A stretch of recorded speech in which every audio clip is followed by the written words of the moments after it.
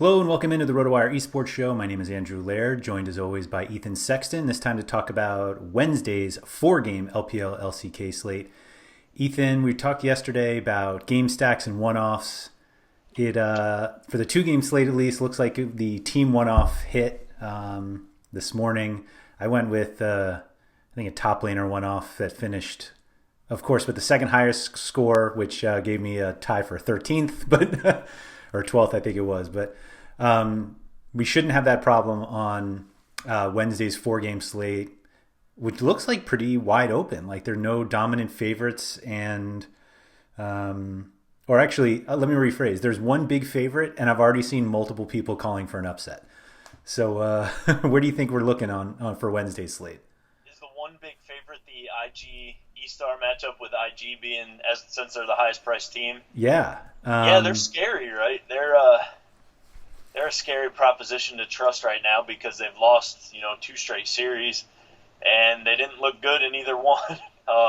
And we saw this all last year, that they're this extreme coin flip team where they can look great some days and just awful the next. And really, it just right now seems like Rookie is the only real consistent thing on the roster. I think he still looks like a really great player, but the rest of the team around him is just looking a little rough, and he can't do it all himself, unfortunately. So yeah, they're kind of scary, especially for being the biggest favorite on the slate tomorrow against this Rare Atom team who we've only seen Rare Atom play one series so far, and no, they're up against E-Star. Oh yeah, I'm sorry. I don't know. I was looking. We'll get to Rare Atom. I got plenty to say about that. At the wrong sheet here. So we're this E-Star team who, they're looking pretty good. They're 2-1. They've got a better record than IG does, and they're this young up and coming team. We kind of talked about them for Monday's slate when they were going up against OMG. They've got some up and coming players on their team, and although I don't like Hacker, I'm big enough to admit that he's been really good in both their wins, carrying games even. So, IG are tough to trust tomorrow, that's for sure. I think the toughest thing about that matchup is that we have seen recently what IG looks like if they lose and what E-Star looks like when they win. Right. And you're just like, oh, yeah, I could absolutely see that happening. And then you look at the odds and you're like, something's up. I know. So does that make, does that make IG like a low-owned differential tomorrow? Because obviously they could win this matchup easily. It's just they're so hard to trust, and the fact that they're the most expensive, and I think if I'm remembering right, I think maybe it's not every single role, but it's pretty much every role. Yeah. I think they're the most expensive outside top lane, maybe in one other, but regardless, do people say I'm not going to pay this price for IG, but I'm also not going to play E-Star because I don't know what the heck's going to happen? So are both kind of under-owned tomorrow potentially? Or do people just go straight to E-Star thinking, there's going to be a definite upset there, and then, IG come out and smash 2-0 and go low-owned because, people are so scared.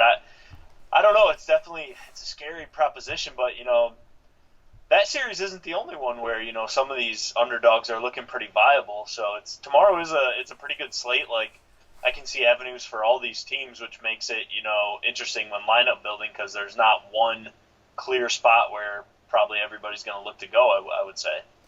That being said, do you think whoever wins this IG E-Star matchup is the highest scoring team?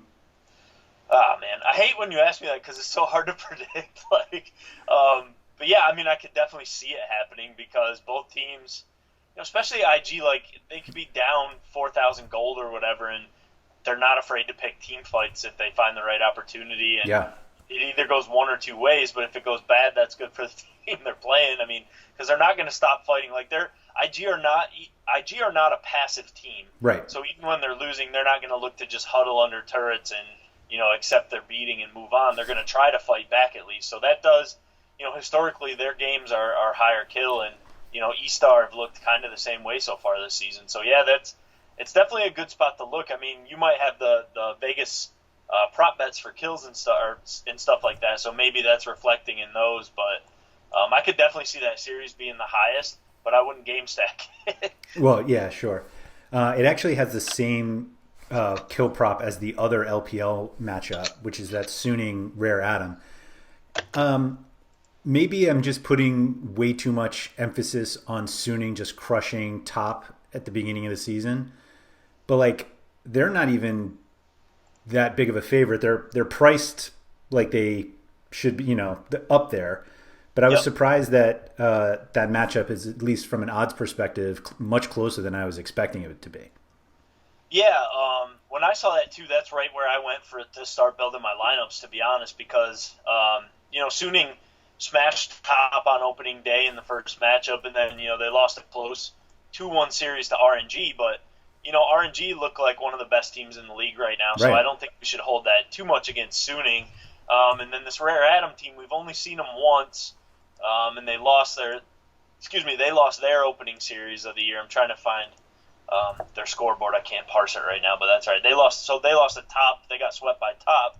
So the transitive property, right? That means Suning will easily sweep Rare tomorrow. But we all know it's not as simple as that, unfortunately. But I would lean Suning here. I just still really like Suning's lineups, and the fact that they lost to RNG, who also look like one of the best teams, doesn't really give me too much pause on Suning. So I really do like Suning. Coming into the year, I do like this Rare Adam lineup a little bit, but I think they're stuck with two pretty tough matchups to open up the year with having to face top in their opening series and then going against Suning tomorrow. They swept Suning 3-0 at the Demacia Cup.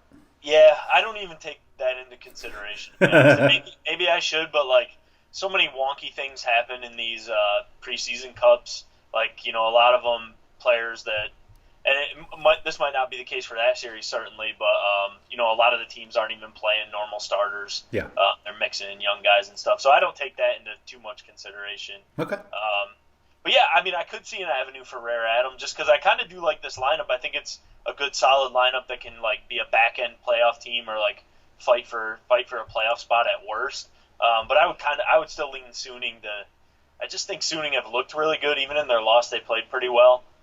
And I think overall, from a talent perspective, they just have the better roster of players, led by the man Huan Feng in the bottom lane, and then Bin has just looked like a beast in the top lane. Although against RNG, he was a little bit quiet, which surprised me because obviously Xiaohu's new to the role. Yeah. So it's basically impossible, at least from a carry captain perspective, to do IG Suning, which pushes us to the LCK matchups, which are also supposed to be fairly close. I think those might be the closest. Those two matchups are closest. So DRX and Sandbox are the two underdogs. So that Sandbox Afrika matchup looks like, from a quick look, seems like it could go either way.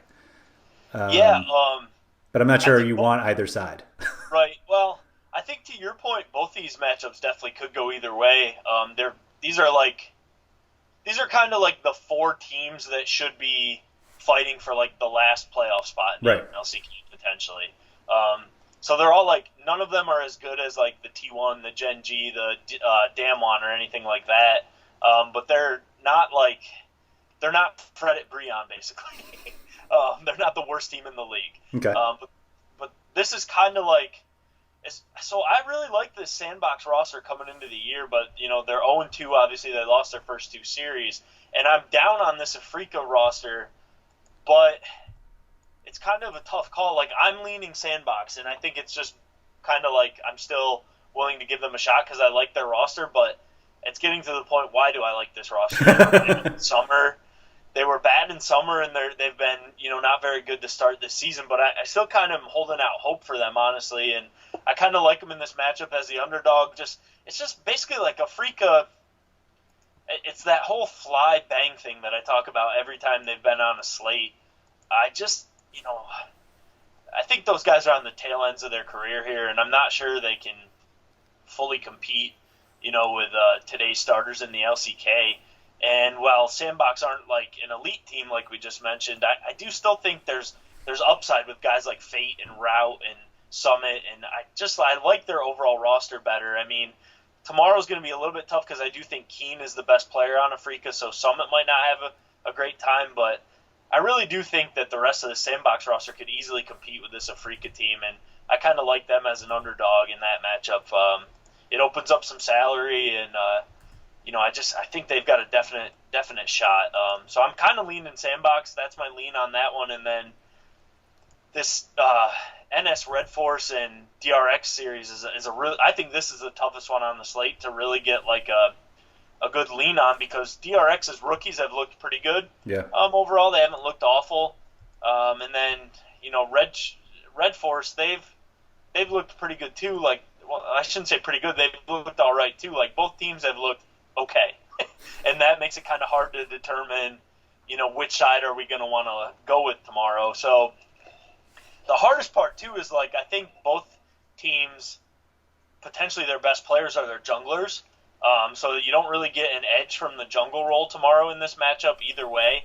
Peanut in the past has been a guy who can look absolute crap in series if he doesn't come out swinging the right way, but he's been pretty good, ever since last year, and there's no real big advantage there, which is the kind of the spots we'd look at. Like, Piosik is the best player on DRX for sure, and normally in their matchups we'd look kind of who's he going up against in the jungle. Is it somebody he can really bully around and take advantage of? And I don't think Peanut's that type of player, so that series is a really tough one to call, and honestly, I don't really have a lean either way. Like, I don't have a good feeling who's going to win that one. I think it legitimately is like a 50-50, could go either way, but obviously you're going to get the salary savings if you go with the DRX side. So if you're looking at one of the bigger favorites and you want to kind of take a shot on an underdog, maybe you end up going DRX. But I do think that one just seems like a really tough one to call to me. Yeah, I just I'm guessing you can play one of the LPL favorites with Red Force. Yeah, I think so, because they're not too high priced. Right. But it still doesn't make you all that excited. No, I mean, they definitely maybe that series is the lowest kill series on the slate potentially. Right. Which also makes it kind of it's sort of like you have to think well, I've got to figure out who I think is going to win this series. It's really hard. It's like a 50-50 kind of coin flip scenario, and then even if I get it right, are they going to score enough points to really make it matter if I play either side? And I'm not necessarily sure that's the case. I'm actually looking. You actually can't, at least with a carry captain, you can't do it with IG or Suning.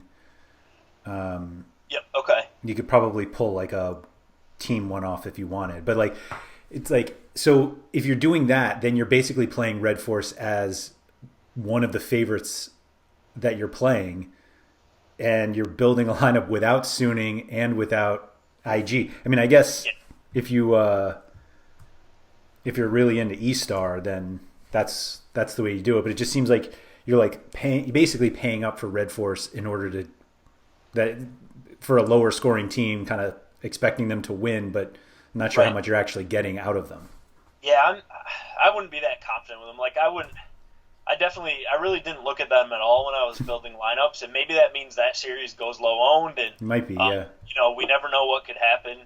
Of course, that could easily have the most kills on the slate tomorrow and be this crazy series. Who knows? And maybe it goes overlooked just because it's a difficult one to call, and you've got a lot more flashy teams on the slate and things of that nature. So maybe it goes overlooked, and could pay off, but I'm not really seeing it. I don't know. That's just a tough series to call. I mean, I feel like the other ones I'm kind of leaning I like Sandbox as an underdog. I like Suning in this spot against Rare Atom, and then maybe I'm a masochist, man, but I'm leaning IG in that other series. I just think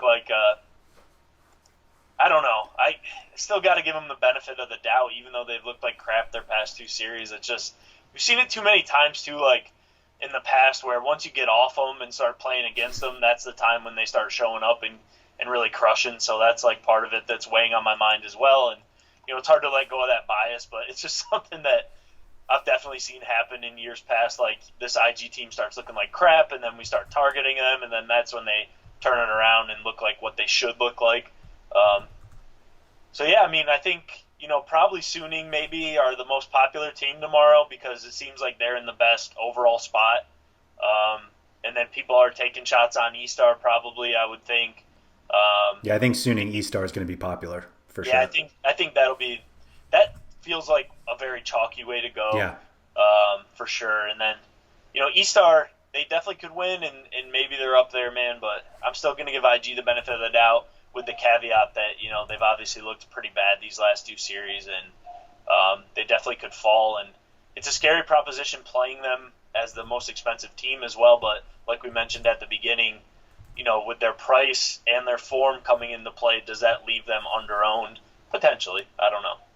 Yeah, I think the difficulty with them is that they're so expensive. I don't think you're getting another favorite, whereas you might be able to do it with Suning, Yep. with at least obviously one of the LCK favorites since Right. Suning. Well, if you're me and you like Sandbox, I think you could easily do IG Sandbox, I'm Yeah, sure. So that'd be one way to look, I guess. But it's just, it's obviously there's a lot of risk there. So it's kind of a risky proposition for sure. it is just weird to think that like we're talking about how risky the biggest favorite is, and they're like I know. decently bigger than others. Like the last I saw, they were like around minus 430, Yep. and then Suning minus 160. Like, Yeah, they definitely don't feel safe. That's for sure. I mean, no, to me, Suning is the safest team on the slate. But is any team truly safe? That's something you got to consider as well. But yeah, I mean, I was a little surprised when I first opened up DraftKings that just based on their form, that IG were the top priced team, especially with the way the E-Star have played, of late as well, looking a bit better. So I was surprised that IG were the most expensive. But I'm kind of talking myself into now that they're going to be the most overlooked tomorrow because of those factors a little bit, which, I'm not always great at predicting the percentage game, so I definitely could be off there. But it's definitely something that I can see happening just because people are going to be like, why am I going to pay, 7,800 to roster? I'm trying to clear the filters on DraftKings. Sorry. Why am I going to pay 8K for Wink when I can pay save $200 and go to Juan Fang, who objectively is a better player anyway, and is on a team that hasn't looked like crap their last two times playing. So I think people could probably do that because you do get a tiny little bit of salary savings looking at Suning. So maybe people start their lineups there instead of going right with IG as the most expensive team. yeah, I think.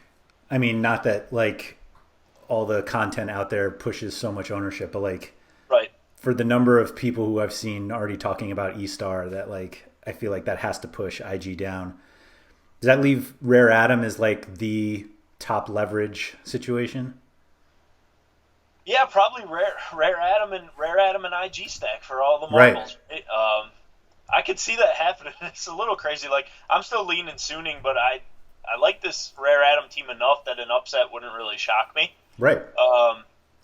So yeah, I mean Rare Atom might just be the team people don't touch. Like even if they're not playing Suning, well obviously if they're playing Suning they're not going to play Rare Atom, but if they're not playing Suning, maybe they're like, well I don't really expect them to win, and I don't really expect there to be a lot of kills in that series, so I'm just not going to play either side. So yeah, maybe Rare Atom go overlooked, and I mean I do like players like iBoy. I like a lot. I think he's a good solid 80 carry in the league, and Fofo's kind of a hit or miss guy, but when he's on, he's been good in the past, and I think they've got a solid lineup. But can they beat Suning? I wouldn't be that confident about it, but it also wouldn't shock me, I guess. Right. Right.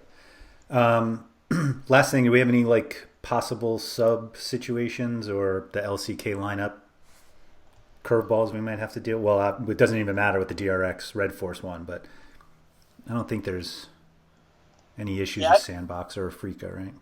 no, I don't think so either. I think Sandbox has a couple backups on their lineup, but I'm pretty sure On Fleek is still. Excuse me, I'm pretty sure On Fleek is still. He was suspended, I think, at least for one more series, but they made him inactive, and I haven't seen anything to the contrary, so I don't think he's going to be back for a while still. And then they have Route and Leo, but I think Route is. I think he's the better player. I mean, he played the majority, if not all, of last split, I Yeah. think. So I don't think there's too many causes for concern for subs in that series. And then looking at Red Force and DRX, I don't think we'll get anything in that series either. Maybe if DRX win a game down, they could mix up their top lane, but I don't think that Red Force would bring out Diakdam. They have a backup 80 carry. I don't think he would come in. And I don't think they would take Peanut out in the jungle either. Yeah. So I don't think there's a lot of concern for substitutes tomorrow, but we can never be certain. Yeah, of course. All right, that's all we got. If you guys have enjoyed this video, if you could just hit the like button below, that definitely helps us get more people to see these videos. Also, if you'd like, feel free to subscribe with that button below so you can get all of our videos from RotoWire, which covers all the sports that we do, although League of Legends is certainly the most popular in terms of quantity right now. So, Ethan, thank you for that, and good luck on Wednesday. All right, man. Thanks.